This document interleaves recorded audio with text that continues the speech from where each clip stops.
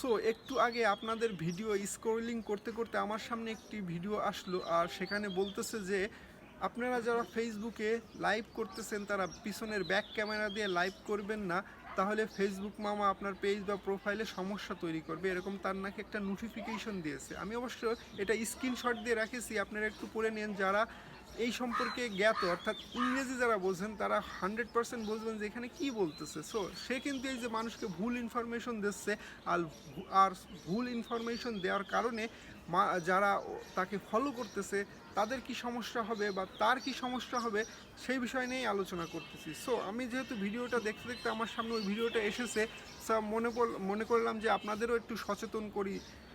সে আমি তার প্রোফাইলটা ঘাটলাম, ঘেটে দেখলাম তার 83K-এর মতো ফলোয়ার, আর সে যে ভিডিওটা তৈরি করেছে 24 ঘন্টায় প্রায় 11K-এর মতো ভিউ হয়ে গেছে, প্রচুর কমেন্টস, প্রচুর রিয়াকশান এসেছে। এখন কথা হচ্ছে কি তার আরও ভিউ হবে। এখন এই যে সে ভুলটাই ইনফরমেশন দিচ্ছে, তারা কারা যারা তাকে ফলো করতেছে বা তারা তার ভিডিওটা দেখতেছে। আর আমি অবশ্য তার ভিডিওর কমেন্ট সেকশনে গেলাম, কমেন্টসগুলো পড়লাম, সেখানে অধিকাংশ কমেন্টস খুব ভালো পরামর্শ ভাই, হ্যাঁ ফেসবুকের গাইডলাইন মেনে চলতে হবে, খুব ভালো পরামর্শ, ফেসবুকে সফলতা আনতে গেলে এইভাবে আমাদের এগোতে হবে, এই টাইপের যত কমেন্টস কারা করতেছে ভাই।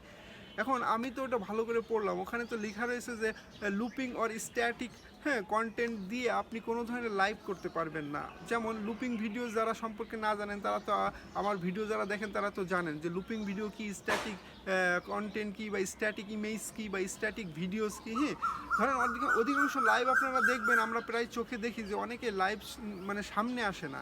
হ্যাঁ, তারা পিছনে একটা ইমেজ দিয়ে মনে করেন ধরি লাইভের মধ্যে একটা ইমেজ দাঁড়া করায় দিয়ে লাইভ চালু করে দেয়, অথবা একই ধরনের কন্টেন্ট প্লে হচ্ছে সেই কন্টেন্ট দিয়ে কিন্তু লাইভ করে মানে চালায় দেয়। সো এই টাইপের কন্টেন্টই কিন্তু লুপিং ভিডিও বলেন বা লুপিং কন্টেন্ট বলেন বা স্ট্যাটিক কন্টেন্ট বলেন, এই টাইপের কিন্তু লাইভ করতে ফেসবুক নিষেধ করতেছে। যদি 20 মিনিটের উপরে এই একই ধরনের লুপ করে, অর্থাৎ একই জিনিস বারবার দেখান, সেটা কিন্তু করা যাবে না, সেটাই বলতেছে ফেসবুক। কিন্তু তিনি যে এই যে ভুল ইনফরমেশনটা দিচ্ছে, এইটা কি হবে, ফেসবুক তার বিরুদ্ধে কি নেবে, ব্যবস্থা নেবে, সেটা ফেসবুকের ব্যাপার। কিন্তু আপনারা যারা ওই ভিডিওটা দেখে বা ওই কন্টেন্টটা দেখে যে সহমত পোষণ করতেছেন বা সুন্দর সুন্দর গঠনমূলক কমেন্টস করে আসতেছেন, সেটা কি হবে সেটাও কিন্তু ফেসবুক দেখবে। সো আপনার দায়িত্ব কি? আমি যেটা পালন করেছি সেটা হচ্ছে আমি সুন্দরভাবে ব্যাখ্যা দিয়ে আসছি যে ভাই এখানে ওইটা বলতেছে না, এখানে বলতেছে যে আপনারা যারা লুপিং ভিডিও বা স্ট্যাটিক ইমেজ বা পুলস কন্টেন্ট দিয়ে লাইভ করতে চাচ্ছেন, সেটা ফেসবুক সমর্থন করে না। আমি এই টাইপের একটা সুন্দর কিন্তু মানে দিয়েছি। আমি কিন্তু তাকে মানে আঘাত করিনি বা আমি তাকে বলিনি যে আপনি মিথ্যা বলতেছেন, অমুক বলতেছেন, আমি কিন্তু কিছুই বলিনি। আমি সুন্দরভাবে একটা গঠনমূলক কমেন্টস করে আসছি।